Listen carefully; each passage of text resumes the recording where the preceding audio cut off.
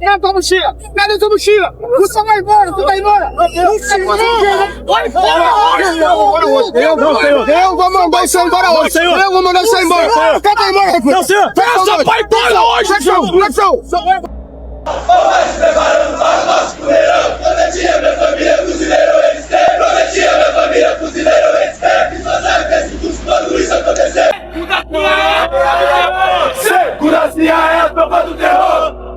A segurança não é pra quem quer. É só para os fortes, já é tradição. É só para os fortes, já é tradição. Fala, rapaziada, hoje eu vou contar pra vocês como realmente funciona a formação dos fuzileiros navais e vou contar algumas coisas que eu passei por lá, algumas histórias engraçadas, alguns perrengues. Cara, primeiro, por que eu entrei na Marinha?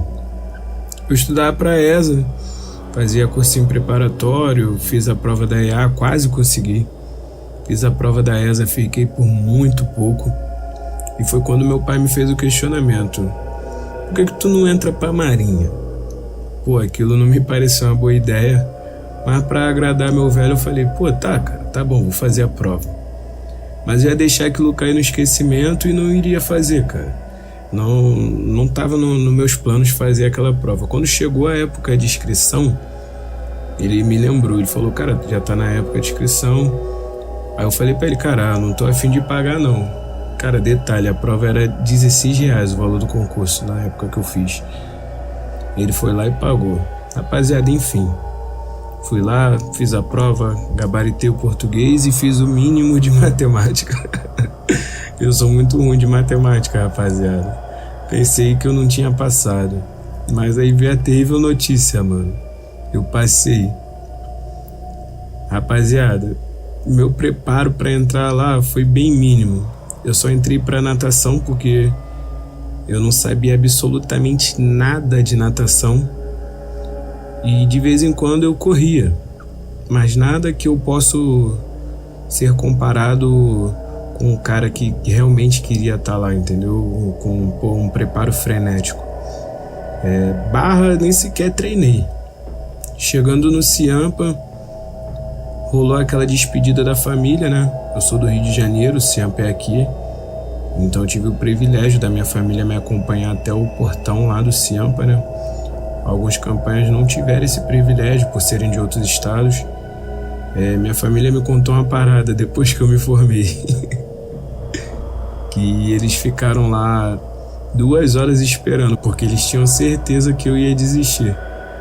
E pra quem não sabe, o curso de fuzileiro navais são 4 meses de internato, sendo 2 meses full no Ciampa e outros 2 meses o curso de internato é de segunda a sexta, podendo ir para casa aos finais de semana. Se você não tiver de serviço, sempre tem esse detalhe. Aí que entra a escolha da companhia. Eu tinha um parceiro que ele era cabo fuzileiro naval. Ele falou uma coisa que ficou gravado na minha mente. Ele falou assim, mano, só torce pra você não cair na segunda CIA, que é a cana de guerra, que lá tu vai se arrombar. Mano, eu lembro da sensação até hoje quando eu sentei naquele ginásio, o burro de fita. Foi chamando nome por nome do primeiro pelotão da segunda CIA.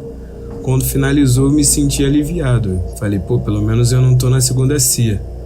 Mal sabia eu que tinha um segundo pelotão, quando do nada chamaram o meu nome. Segundo pelotão da segunda CIA, Matheus Hilário de Paula Carneiro, número 2228.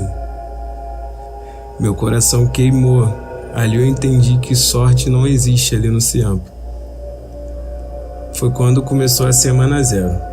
A semana 0 é aquele inferno que já começa desde o primeiro dia. Gritaria, apito o tempo todo.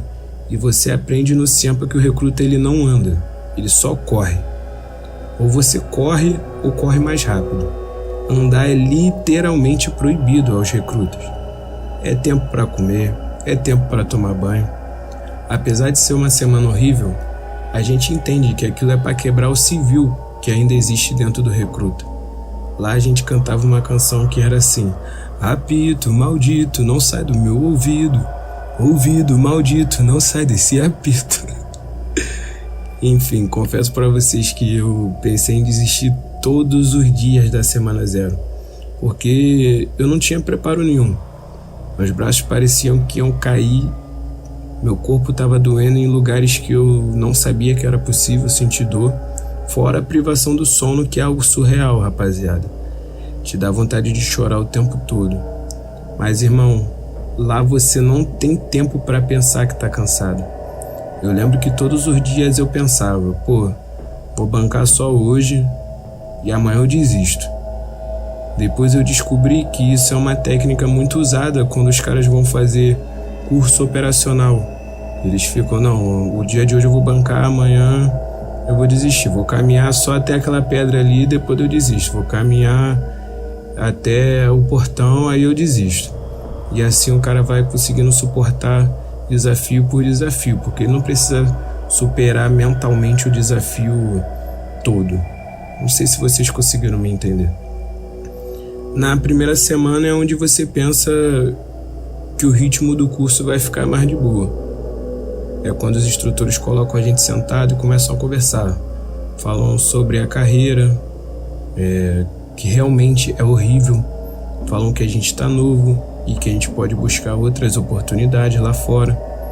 E eu lembro que no dia dessa conversa, uns 10 recrutas desistiram. Depois que acabou essa conversa, irmão, o inferno piorou. Ganhamos nosso camuflado e eu lembro que nesse dia foi terrível. Ficamos o dia todo trocando de uniforme em tempos absurdos. Por exemplo, a gente estava de TFM, aí o sargento falava, ó, vocês têm 1 minuto para colocar o camuflado. A gente corria pro alojamento, tentava colocar o camuflado em 1 minuto. Mas é claro, mano, impossível colocar primeira vez que tu vai colocar o camuflado, colocar em 1 minuto. A gente não conseguia, voltava pro pátio, flexão, polichinelo, sugado, tudo que era possível. Aí ele dava mais 1 minuto. Ah, vai colocar o TFM. A gente ia, tentava tirar o camuflado em 30 segundos para colocar o TFM, que é mais fácil, né, de colocar, e não conseguia. E voltava pro pátio da nava pagar flexão. Cara, tinha um exercício chamado sugado, cara. Eu acho que é o exercício que todo ser humano deve, por obrigação, odiar. É o único exercício que, quando eu cheguei no auge do meu físico lá no Ciampa, eu odiava mesmo assim, porque era absurdo, horroroso. Inclusive eu tenho até uma história engraçada pra contar sobre isso, mas eu vou deixar pra uma próxima oportunidade. Aliás, se tu não se inscreveu, se inscreve aí, comenta alguma coisa para o algoritmo me ajudar a entregar esse vídeo. Então, rapaziada, depois da primeira semana, o ritmo dá uma desacelerada. Eu não sei se a gente que já acostuma com o ritmo frenético. É onde você começa a aprender como é ser um fuzileiro naval. Você tem aulas de operações anfíbias, estuda o regulamento da Marinha e também estuda armamento todos os dias.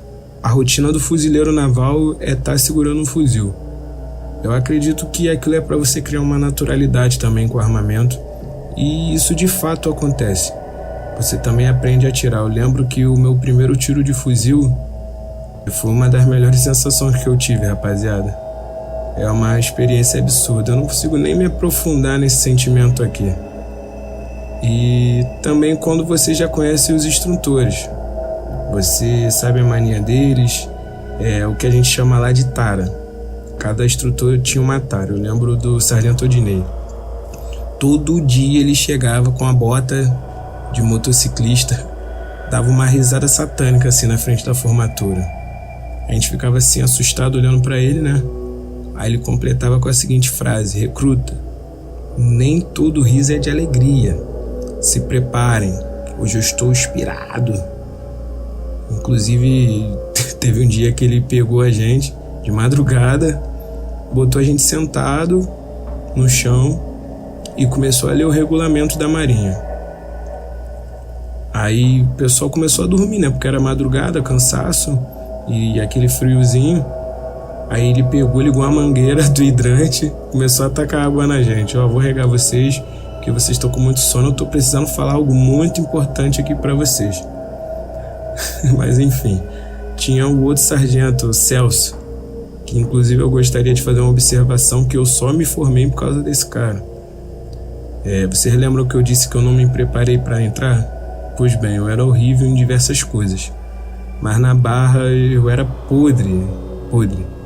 E esse sargento, ele era atleta, então ele era tarado em alta performance, irmão. Quando ele percebeu essa minha deficiência em Barra, ele disse que toda vez que eu entrasse ou saísse do alojamento, eu teria que fazer 5 barras. Aquilo era um inferno pra mim, mas me ajudou demais. Também lembro que ele tava competindo, cara, boxe, e tava treinando.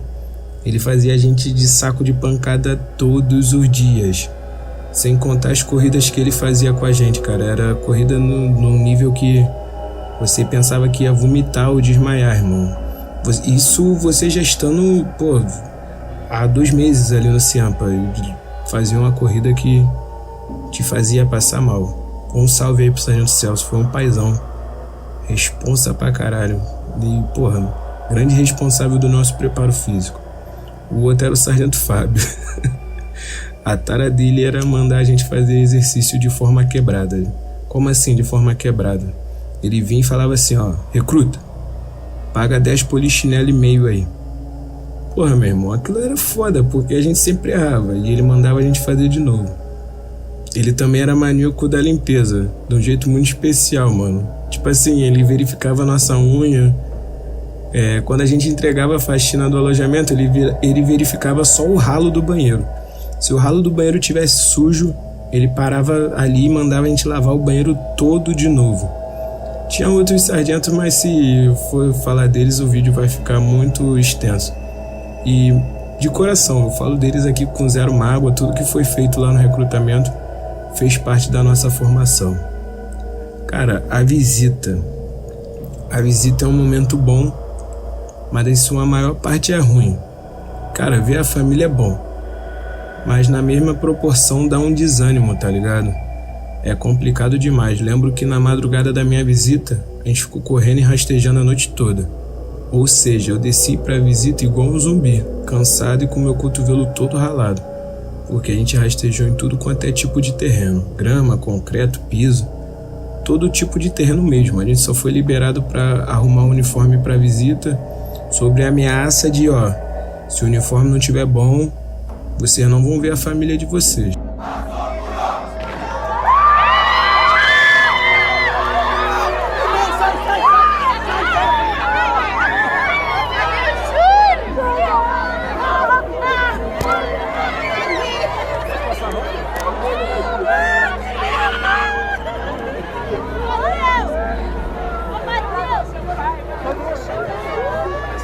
Rapaziada, antes de falar da Marambaia, eu queria contar uma história, cara, pré-Marambaia. Cara, então, o que acontece? Antes da gente ir pra Marambaia, a gente é liberado cedo, né? 9 horas da noite pra preparar a mochila, organizar tudo. Vedar a mochila, peço perdão aos meus amigos aí, fuzileiros navais, que eu esqueci o nome da vedação. Mas quem souber aí, deixa nos comentários. A gente foi liberado e tava no alojamento tranquilo, cara. No Ciampa é proibido o telefone, irmão. Não pode telefone de jeito nenhum. Só que no dia do regresso pra Marambaia, ninguém entregou o telefone. Todo mundo falou, não, a gente deixou o telefone em casa.